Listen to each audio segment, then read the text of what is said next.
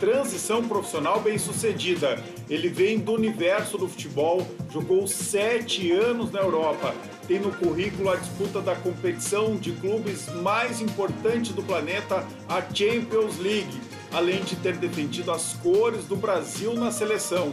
Depois de pendurar as chuteiras, veio a alta performance em outro campo. Ele ajuda atletas a administrar a carreira e a multiplicar o seu patrimônio. Eu converso agora com o empresário Dudu Cearense. Bem-vindo, meu caro Dudu Cearense, ao Rio Grande do Sul, especialmente à mesa poderosa aqui do nosso programa.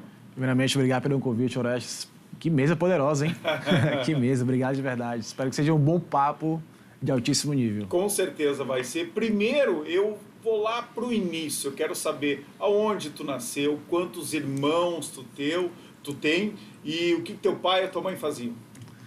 Caramba, você vai buscar grande história. Pouquinho de psicologia aqui, tá? Exatamente. A gente vai retroceder um pouquinho. Mas né? para entender um pouco a tua origem.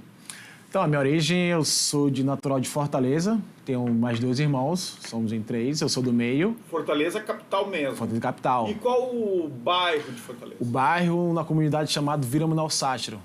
Hoje existe um time chamado Floresta, que joga, acho que é a 4ª divisão, 3ª divisão, eu acho.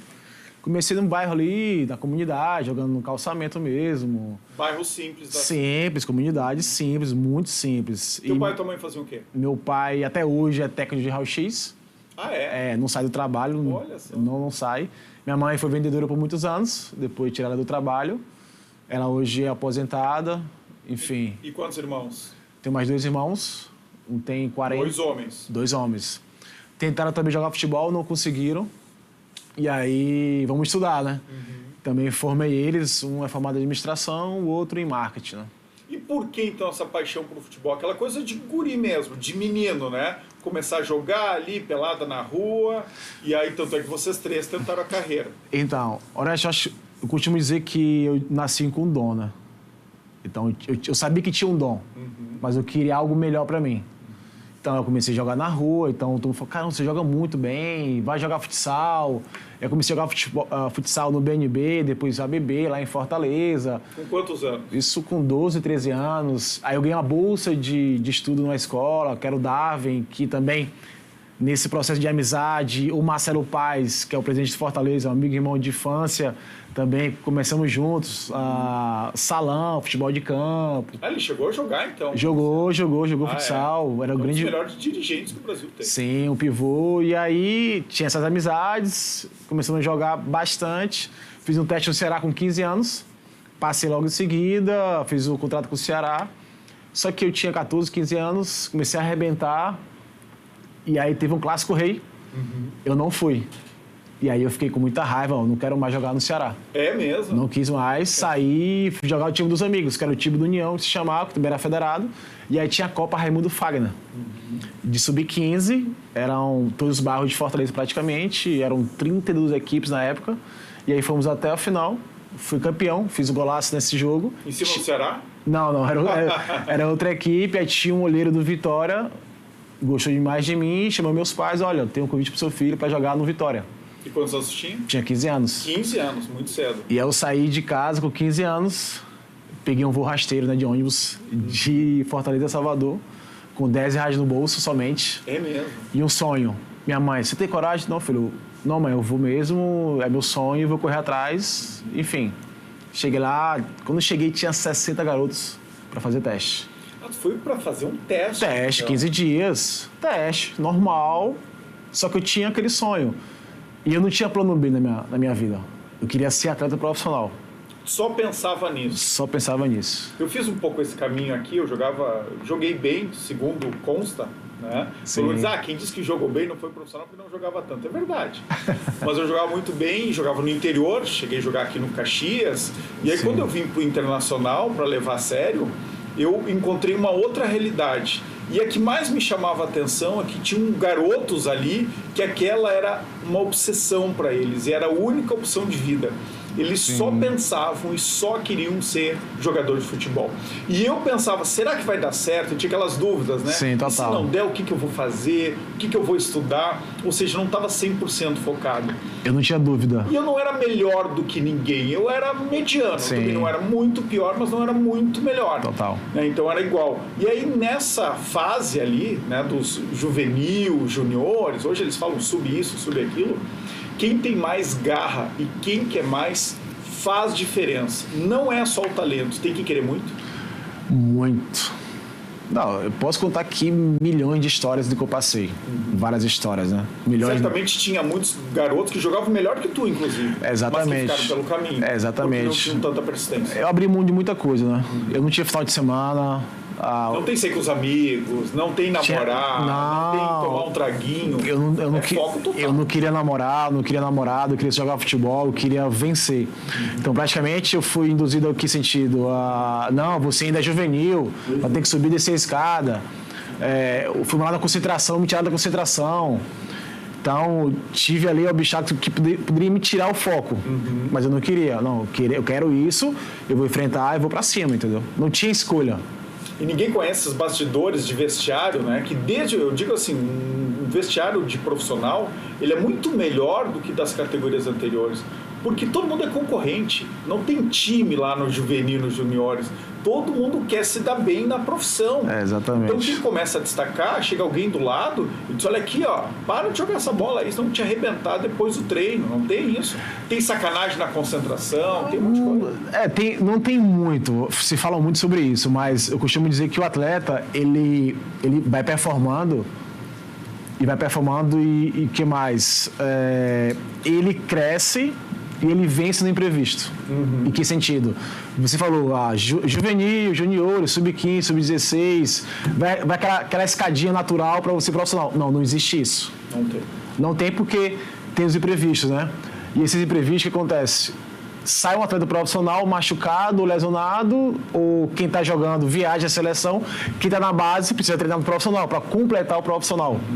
E aí ele chega... É a grande chance. É a grande chance. Comigo foi assim. Qual foi? Isso que eu ia te perguntar. Então, qual foi a primeira grande chance? Então, eu não fui na escadinha. Literalmente, foi... Eu estava com 17 anos, já no Sub-17 titular. E aí até a Copa São Paulo. Na Copa São Paulo é o Sub-20. Isso. Então, quem tem 17 anos, 18, 19, vai para compor a equipe e tem uma experiência. Primeira experiência Copa São Paulo. Só que nesse dia da convocação, da viagem, eu ia viajar no outro dia, nesse mesmo dia se machuca 2 jogadores do profissional, 2 volantes. 2 volantes. E aí me chama o diretor, olha, você não vai viajar mais, você vai ficar aqui em Salvador e vai treinar para completar o time. Só o treinamento. O time principal do Vitória. Era só treinar. E não foi para a Copa São Paulo? Não fui. Fiquei triste. E tu sempre foi volante? Sempre fui volante. Eu comecei com meia, mas depois eu mudei para volante. Por causa do Vampeta na época, que era um grande volante. Baita jogador. Exatamente. E aí nesse treinamento, no outro dia acordei, falei assim, olha, é minha chance da minha vida. E eu brinco até com meus sócios, né? Tá aqui o Cristiano, o grande Gazes também tá aqui, Maurício. Eu falo, cara, eu dava carrinho no vento. Por quê? No primeiro treino, eu batia nos caras, dava carrinho. Eu não queria jogar futebol, eu queria fincar o meu nome. Então, quando você é jovem, sem muito nome, então o que eu fazia? Cara, era soldado e treinamento, treino era jogo e jogo era guerra. Claro. Eu era assim. Então, na época... E pegar o respeito dos parceiros. Exatamente. Também, né? Então, aquele guri lá é bom. Dudu bate muito, cara, um cara não vale não que ele é grande, vai pra cima. Então, aí comecei a conquistar meu nome, cada vez mais. Aí fui pra seleção com 20 anos, muito jovem. Nossa. Quando eu volto da seleção, já é o Dudu cearense. Então, o que eu vou fazer agora? Não, agora eu vou jogar. Aí comecei a jogar e marcar, então eu marcava e jogava. Então, eu tive uma sessão muito rápida. Né? E você fez muitos gols também, né? Bastante gols, como volante, bastante gols. Acho que uns 50 gols na carreira. Fez aquela coisa que todo jogador inteligente faz, que é, quem joga futebol é habilidoso, concorda? Quando é gurizão ali, se não é o zagueiro, não é goleiro, Sim. Joga no meio campo pra frente, é habilidoso. Tem que ter habilidade. No brasileiro tem um monte de gente habilidosa, né? Tem muito. Sim. Só que aí tu tem que ter essa inteligência tática de, talvez para se destacar, recua um pouquinho, vai jogar de lateral, porque a concorrência no meio, para frente, é gigantesca. Demais. Que tem lance agora, ó, mostrando o Dudu cearense. Aí você foi e aí tem muito golaço. habilidoso, que golaço, hein?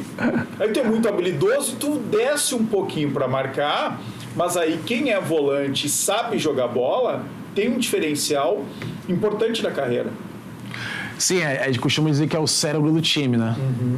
Porque acontece, eu tô de frente, eu tô vendo, eu tenho uma visão muito grande. Então, a parte tática, a leitura do jogo, velocidade de pensamento, a organização do time, parte tática é muito importante. É o miolo, é o meio. Isso. É o meio. Então, se quebrar o meio, já era. Então, mas tem que ser inteligente, né? Exatamente. Se não for inteligente para ter essa leitura de jogo, aí afunda. Não importa ter muita técnica. Exatamente. Então, é literalmente mais pensar o jogo do que jogar. Você vai jogar, claro, mas quando você tem a parte dinâmica do jogo, a parte tática e o movimento do jogo, qualquer que seja ele, seja difícil, mediano ou na parte de instrução para os teus companheiros, é importantíssimo. O que acontece? Se perde uma bola no meio, é um estrago. Agora, a construção é difícil. Claro.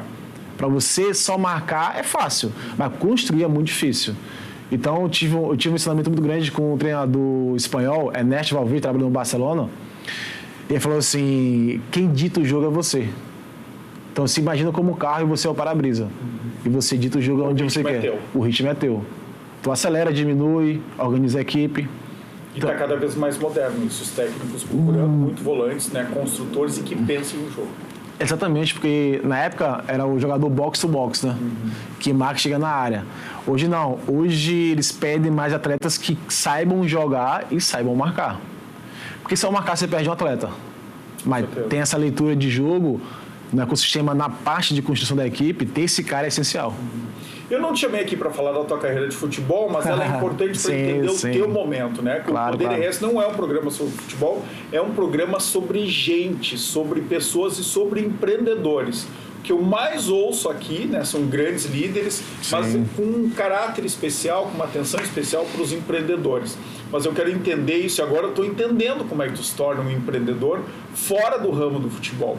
Porque tem isso de planejar uma carreira, de ter estratégia, depois de se colocar dentro de um time, de ser líder dentro de um time. Tudo isso começou muito cedo na tua carreira. Foi planejado? Como é que tu se preparou para isso? Orestes, o atleta, eu costumo dizer, ele não está preparado para encerrar. Nenhum. Tá? Ponto. Por quê? Costumo dizer, né? O atleta tem duas vidas. A do atleta, quando ele morre, tem o luto, e a tua vida, um dia todo mundo vai partir. Sim. Então, o atleta, quando ele não fala para si próprio que ele encerrou a carreira, é um luto eterno. Que ele não dá o próximo passo. Tem que saber chegar ao fim. Tem que saber, tem que entender. E mesmo sabendo, até com na minha parte, a parte de planejamento no pós-carreira, mesmo tendo a consciência que eu estava vencendo na carreira, eu tive meu luto. E por que meu luto foi curto? Porque eu já sabia o que fazer. Então demorou somente 3 meses. Porque tem que começar uma nova vida. Exatamente. Que pode ser dentro do futebol. Antes de falar da tua nova vida fora do futebol, por que tu, com essa inteligência tática, por conhecer muito o jogo, tá desde... Por que tu não quis ser treinador de futebol, por exemplo, ou dirigente? Por causa da minha família. A minha família abriu mão de muitas coisas. Minha esposa abriu mão, as minhas filhas abriram mão, as minhas filhas passaram por 15 escolas, a minha esposa viveu em 4, 5 países.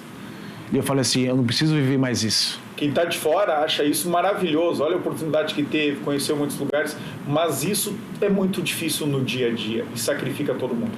Exatamente. Então, vou te dar exemplo. Eu jamais seria treinador hoje, nunca. Porque tem que continuar a mesma vida do jogador de futebol. Pior. E no Brasil, eu costumo dizer, você é como falo, você é um prisioneiro do próprio futebol, que é uma coisa que é uma paixão, e se fica um prisioneiro. Por que prisioneiro? Porque quando você ganha aquela saidinha, né, do prisioneiro que tem. Você pode sair, já tá com tua esposa, com tua família. Agora, se você perde, prisão domiciliar. Tem que ficar recluso. Não pode sair. E aí eu costumo dizer, no Brasil você tem 24 horas de curtir a vitória e o luto dos 24 horas também. E se ganha muito menos do que se perde, é natural. Exatamente. Um time só é campeão, 19 não são. Exatamente. Então você vira o herói e o vilão em uma semana.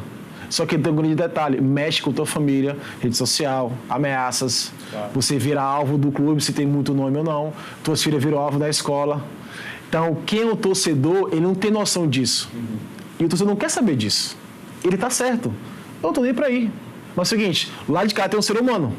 Claro. E quando eu chegava, eu falava, olha, no Brasil, lá fora eu tinha muito respeito. Quando eu voltei para o Brasil... Não é muito diferente dessa realidade brasileira? Muito mais. Não tem muito essa mistura? Não tem. O respeito, a idolatria é muito maior. E aqui no Brasil, não. E o respeito à vida privada? Total. Então, um detalhe. E aqui eu falava do Brasil. Quer tocar, toca em mim, fala de mim, fala que eu joguei mal, sou perna de pau, mas não toca na minha família. Sim. Aí eu viro o bicho. Então, tem situações na minha carreira que eu passei que eu tive que intervir, ter que ir pra cima, enfim. Mas, cara, pra que vou fazer isso? E eu vou encerrar minha carreira e passar isso pra minha família, essa responsabilidade, que não... Eu posso encerrar minha carreira e ter uma nova vida. E o que eu fiz? Eu peguei meu... Isso foi muito consciente. Muito. Eu peguei meu livro da minha carreira, fechei ele. Cara, que história maravilhosa. Eu vou fechar e deixar aqui guardado. Isso. Mergulhar para sempre. Exatamente. Quando alguém perguntar, eu abro aqui, ó.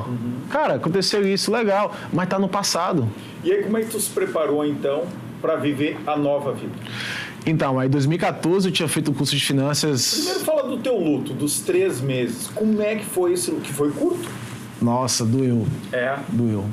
No dia, eu e minhas filhas queriam que eu encerrasse antes, né? Por causa dessa mudança e tal. E eu falei, não, agora eu vou... Ela falava assim, pai, você vai anunciar quando é o encerramento? Pressão da família. Como fosse hoje, acho que 23 de março de 2019. Cara, doeu bastante. Chorei muito no dia. Qual foi o teu último clube? Botafogo. O Botafogo. Quantos anos você tinha? 35. 35. Daria pra jogar mais tempo. Dava, mas tá bom, né? 35. Mas tava bem, sempre se cuidou muito, sim, poderia. Sim. Mas então essa pressão da família de coloca um ponto final e faz outra coisa. Pressão da família, eu ia pra uma equipe, vamos lá, com 35 anos, ou ia pra uma equipe mediana, ia conquistar o quê, me fala? Só o salário? Aí tirar minhas filhas da escola, ser um alvo gigante, se eu perdesse Dudu ali, não sei o quê, ameaças, minhas filhas de novo, escola, desse errado, tinha que sair de novo, para outro estado. Cara, até quando isso? Só que o atleta ele não percebe isso. Porque tem que encerrar, cara, o ponto Depois final. Depois de um tempo é fácil olhar para trás e ver que isso aconteceu. Exatamente. Então, esse processo, esse luto foi 3 meses, porque, imagina, você tem 20 anos na carreira e você breca ele. Acabou. Vou fazer o que amanhã? Então, muito atleta tem essa depressão. E a gente sempre fala, né? Existe o flow do futebol. A adrenalina que você não encontra em lugar nenhum. Que é o pré-jogo, a pressão da torcida, o treinamento, chegar no estádio lotado, aquela pressão. Onde eu encontrei isso? No mercado financeiro. No mercado financeiro? Como assim? Exatamente, porque... Adrenalina eu sei que tem bastante, né? Exatamente, porque primeiro tu propenso a receber o não todo dia, correto? Só que eu não olho pelo não, eu olho pelo sim. Por que o sim? Quando o sim para mim é como se fosse um golaço, em que sentido? Quando o cliente ou o atleta, quando ele faz todo o planejamento financeiro e patrimonial. Normalmente quando eu falo com o atleta, só tem a parte de investimento ali que é imóvel. E às vezes outros nem têm. Só que ele precisa de uma proteção familiar, um seguro de vida, um plano de saúde também que ele precisa. Ele precisa a parte internacional, que é importantíssimo. Muitos moram fora e não tem isso. Essa parte. Tem a parte nacional, que é o investimento dentro de casa. Só que ele tem uma família. Às vezes ele não tem uma família, mas a gente projeta. Por que isso? Porque esse é o golaço. Quando ele faz tudo isso completamente, quando ele fecha o pacote, cara, que golaço. Eu entreguei a vida dele arrumada. Só que isso é acompanhamento. Mensal, trimestral, vai mudando. Ele muda de clube, aumenta o patrimônio, ou ele desce de clube, diminui o patrimônio. Então, meu papel é mostrar para os caras uma mentoria de vida além da parte financeira. Mas como é que tu caiu nessa? Como é que tu vira um analista financeiro que pode cuidar da tua carreira, obviamente, mas de outros colegas e não só jogadores? Porque hoje tu é procurado por profissionais de todas as áreas, de todos os setores. Foi um curso que tu fez primeiro? Então, em 2014 eu tinha feito o curso de finanças, me apaixonei porque só investi em imóveis, não tinha Finalzinho da carreira. Não, tava com 30 anos. 30 anos. Então, 2014, jogava ainda, porque eu tinha patrimônio, mas não tinha liquidez. Eu falei, pô, peraí, só existe isso? Aí eu fui no Google, né? Investimentos além de imóveis. Aí, toda a grana que tu ganhava, tu botava só imóvel, só imóvel. Não tinha mais nada, era só imóvel. Eu não tinha liquidez. Eu falei, peraí, Aí fiz o curso, me apaixonei, caramba, tem coisas melhores além do imóvel. Que é bom também, mas... É um investimento conservador. Diversificar. Igual a poupança. Total. E aí, enfim, continuei. Comecei a ensinar alguns amigos também, tiro da poupança, colocou em outros investimentos. Em 2019, entrei no Botafogo, comecei a estudar economia, devo terminar esse ano. E falei assim, caramba, acho que faz sentido ajudar a minha classe. Hoje é meu propósito ajudar a minha classe. Porque todos precisam.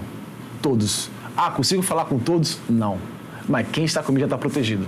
Quantos jogadores tu tem trabalhando contigo? Deve ter uns 15 jogadores já. 15 jogadores. Desses 15 já estão protegidos. Que aí cuida de tudo. De tudo. Outros Isso te fez muita falta quando tu jogava, sempre ganhou um bom salário, fez uma carreira internacional? Total. Tu não teve ninguém do teu lado que fazia. Eu só tinha um cara que falava, compra imóvel. Compra imóvel. Era só isso. Eu poderia te dizer. Bem seguro eu tinha. Olha o perigo que eu tinha. Olha só. Olha só. Então fui conhecer com 28 anos. Que aí eu fiz todo o planejamento da minha família. E faz toda a diferença. Muito, total. Quantos jogadores já botaram tudo fora e ganharam muito dinheiro?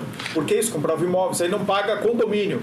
Não vou nem falar de casos famosos que tem, só dá um Google aí. Sim. Não paga o condomínio de um apartamento de 5, 10, 15 milhões. Quando vê, vai a leilão aquele apartamento, perde tudo. Não, e o detalhe, tem atletas que passou por isso comigo. Eu falei, cara, se tem um capital alto, não, eu quero comprar uma casa. Tá bom, você vai comprar uma casa. Como é que você vai manter essa casa depois?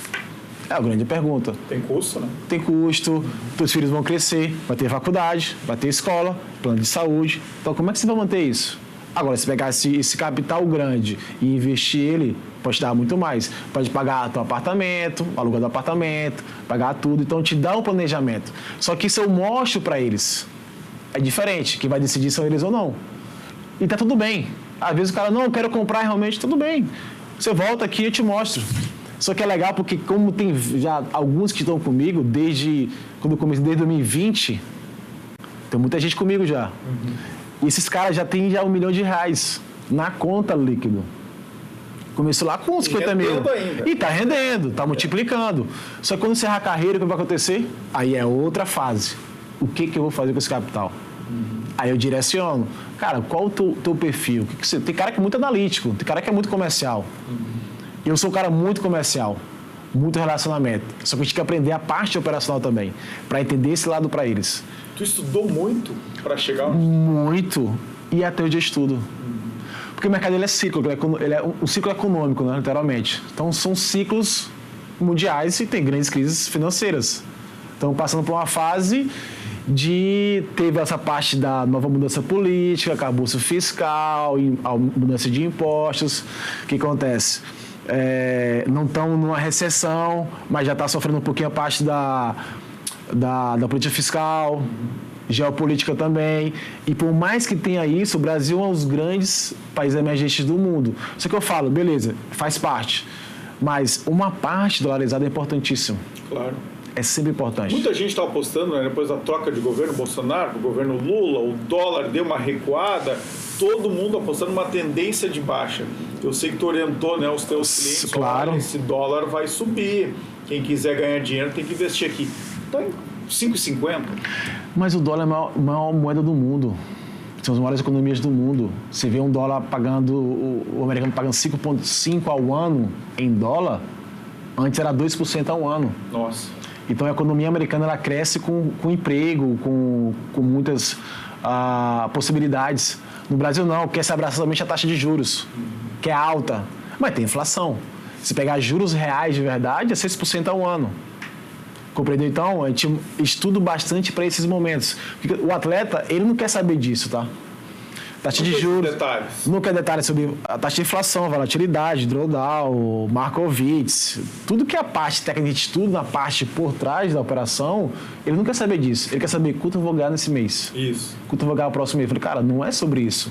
Eu falo assim, eu não estou preocupado com quanto você ganha. A preocupação é quando você consegue poupar. Aí a gente consegue passar um planejamento financeiro patrimonial durante 15, 16, 20 anos. E qual é o investimento que tu sugere para esses jogadores e para profissionais liberais que estão nos assistindo hoje aqui? Bolsa, a cesta cheia de investimentos diversificados, é ouro, é dólar, é o que guarda embaixo do colchão, não deixa o banqueiro chegar perto do dinheiro? Olha, é uma excelente pergunta, eu recebo essa pergunta quase todos os dias. É difícil falar qual o melhor investimento. Porque depende do que tu quer. Exatamente. E em quanto tempo tu quer retirar ou usufruir desse dinheiro. É exatamente perfeito. Não é que eu quero, é o que o cliente precisa. É bem comercial mesmo, viu? Porque agora aqui tu não deu nenhuma dica de graça, né? Quem quiser tem que fazer contato depois. Exatamente. Eu sempre faço Mas tem que ser personalizado, né? Mas a gente fala boutique, né? A Octo Investimentos, pô, tem grandes sócios, vamos lá. Cristiano Mendes, Fernanda e Barão. Por quê? São os meus sócios que eu montei os craques da minha equipe, da nossa empresa. Então, os sócios, eles têm a palavra ativa do processo. Então, tem um cara gigante na parte de seguros, tem uma parte gigante na parte de investimento offshore, tem uma parte gigante na parte analítica da carteira dos clientes, tem todo o ecossistema por trás. Aí o cliente fala assim, qual é o melhor investimento? Eu posso falar, tá bom, investe em qualquer coisa. Pera, não é assim. Eu quero te entender. Às vezes ele está sendo atendido já, só que falta a parte dolarizada, o patrimônio dele. Às vezes ele tem um grande patrimônio, eu falo, cara, faz uma hold. Faz as holds com os Gazen, que é grande parceiro nosso. Entendeu? Então, depende muito do cliente. Aí o cliente fala assim, mas eu tenho tudo. O que é tudo para você? Tá tudo no CDB da vida. Peraí, se deixar mais de R$250 mil do teu patrimônio em CDB, você pode ver seu capital pela FGC. Então, mas eu quero ter 1% por mês. Eu falo assim, não é isso.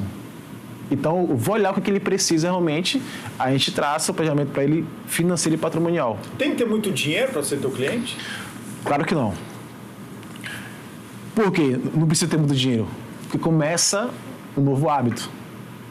Se ele não tem muito dinheiro, não tem um novo hábito, quando ele tiver muito, ele nunca vai fazer. Sim. É também uma reeducação financeira. Exatamente. Eu contei antes do programa aqui do meu filho, né, que tem 14 anos, já faz uns 2 anos que ele pensa em investimentos, ele quer investir a mesada dele. E eu não fiz isso quando eu era criança, nem adolescente, nem quando fui adulto ali no começo, né? A gente queria gastar, né? Tinha dinheiro, gasto. Mas ele já está muito cedo preocupado com isso. E agora, no último aniversário dele de 14 anos, ele pegou lá o que ele ganhou de aniversário, R$1.000 e tanto, e ele aplicou todo o dinheiro dele para resgatar em 20 anos. E apesar, eu nem analisei se era bom ou mau negócio, mas essa cultura de guardar para o futuro é importantíssimo. E aí comecei a estudar mais também, para agora orientar ele, né? Certamente não foi uma boa, né? Jogar toda a mesa, todo o presente de aniversário para 20 anos, mas ele não está precisando de nada, foi isso que ele disse. Não preciso de nada, não quero comprar, eu quero guardar o meu dinheiro. Tu sente que tem essa evolução até dos jogadores mais jovens, dos clientes mais jovens, de poupar, pensar no futuro?